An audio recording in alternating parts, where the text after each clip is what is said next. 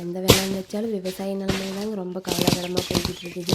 மற்ற வெள்ளாமை வச்சா தான் மருந்தடிக்க முடியல, ஆள் கூலி கொடுக்க முடியலைன்னு சொல்லிட்டு 30 வருஷத்துக்கு முன்னாடியே கொஞ்சம் கொஞ்சமாக தென்னை மரம் தாங்க வச்சுக்கிட்டு இருக்குது. இப்போ பார்த்தீங்கன்னா நம்மளுது முக்கால்வாசி தென்னை மரம் தாங்க வச்சுருக்குது. ஒரு கொஞ்சம் தாங்க வாழை போட்டிருக்குது அப்பா தோட்டத்தில்.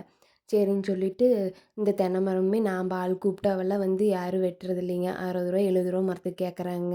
அதனால குத்தகைக்கு தாங்க கிடச்சிருக்குது. நாம் தண்ணி கட்டி மற்ற வேலையெல்லாம் பார்த்துட்டு அவிய வந்து இந்த வெட்டு சமயத்தில் வந்து வெட்டிட்டு போயிடுவாங்க. ஆனால் இந்த டைம் அடைச்சதுக்கப்புறம் பார்த்தீங்கன்னா 4 மாதத்துக்கு அப்புறம் தாங்க தேங்காய் வெட்டவே ஆள் வந்தாங்க. கேட்டால் ஆள் டிமாண்டுன்னு அவங்களே சொல்கிறாங்க. வந்தவங்க என்னடான்னா ஒரு மரத்துக்கு 7 கொலை 8 கொலை போடுறாங்க. 2 வெட்டுக்காயை ஒரே வெட்டில் வெட்டணும்னு சொல்லி வெட்டிகிட்டு இருக்கிறாங்க.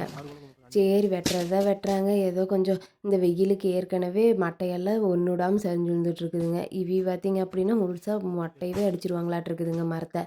இந்த முத்தின காய் முத்தாத காயின்னு இளநீ தவிர மற்ற எல்லா காயும் பிடிச்சி போட்டு விட்டாங்க. இப்படியே போனால் மரம் என்னத்துக்குங்க ஆவறது, விவசாயிங்க நிலமை என்னத்துக்குங்க ஆவறது? எங்கள் பக்கம்தான் இப்படி நடக்குதா, இல்லை உங்கள் பக்கமும் இப்படி தான் பண்ணிகிட்டு இருக்கிறாங்களா என்னன்னு சொல்லி கொஞ்சம் கமெண்ட்டில் நீங்களும் சொல்லிட்டு போங்க. அப்போ தான் நாங்களும் தெரிஞ்சுக்க முடியும். அவிகளை கேட்டால் இப்போ வேலை இல்லை, ஆளெல்லாம் யாரும் இல்லை, யாருக்கு மரமும் ஏற தெரியலன்னு சொல்லி சொல்லிகிட்டு இருக்கிறாங்க.